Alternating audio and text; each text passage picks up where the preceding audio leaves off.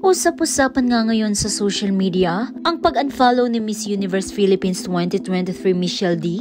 Kaya especially for you contestant na si Oliver Moiler. May kaugnayan nga kaya ang pag-unfollow ni MMD kay Oliver dahil sa napapabalitang panliligaw umano ni Oliver kay Kim Chiu. Kung matatandaan, kinakiligan nga ng mga netizens at madlang people ang muling pagbisita ni Oliver sa It's Showtime ngayong Martes, April 16, 2024. Si Oliver nga na isang Filipino-Norwegian lawyer ang pinili ni Michelle D sa dating game segment ng noontime show sa unang araw ng pag-ere nito sa GMA noong April 6. Kaya naman, tanong ng karamihan, bakit nga ba muling tumungtong si Oliver sa ABS-CBN noontime show? Sagot naman ni Oliver sa katanungan na yan ay dahil gusto umano niyang makita muli ang kanyang mga kaibigan at gusto nga rin niyang pasalamatan ng mga tao ng It's Showtime at ABS-CBN sa pag-imbita sa kanya. Kinumusta nga rin si Oliver simula nang lumabas siya at naging viral sa Especially For You dahil hindi nga maikakaila na biglang sumikat nga si Oliver dahil nga sa angkin nitong karisma at talino. At katunayan nga ng bigla ang kasikatan ni Oliver nang sinalubong nga siya ng kanyang mga instant fans sa Cebu Airport pagbalik niya sa kanilang lalawigan.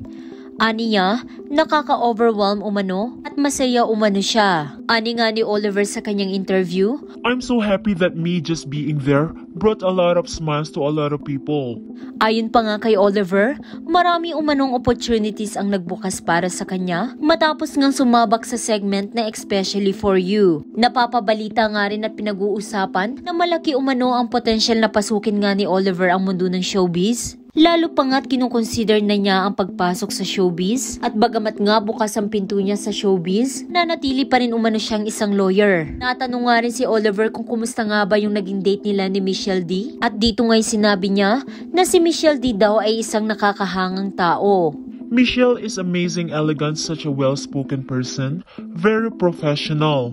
So yeah, amazing person. Ani Oliver. Pansin-pansin nga rin na napakaraming gustong ipareha kay Oliver, kaya naman natanong siya kung aware nga ba siya dito. Isa nga sa mga natitipuhan ng mga netizens para sa binata ay walang iba nga kundi ang co-host na si Kim Chiu. Natanong nga si Oliver kung nililigawan na ba niya si Kim Chiu, ngunit hindi nga niya direktang sinabi ito. Lalo pat hindi umano fair na magsabi siya ng tungkol kay Kim, lalo pat walang permiso ng co-host. I don't think it's fair that I speak about that without Kim's permission. So I'm so sorry. I hope you understand. But Kim's pretty nice. Samantala, matapos nga ang pagbisitang ito ni Oliver sa It's Showtime, tila napansin nga ng mga netizens na tila naka-unfollow si MMD sa Instagram account ni Oliver. Bagamat naka-follow pa rin nga si Oliver kay MMD, ngunit pala isipan nga sa mga netizens kung bakit nga naka-unfollow si MMD sa binata. Yan ang trending!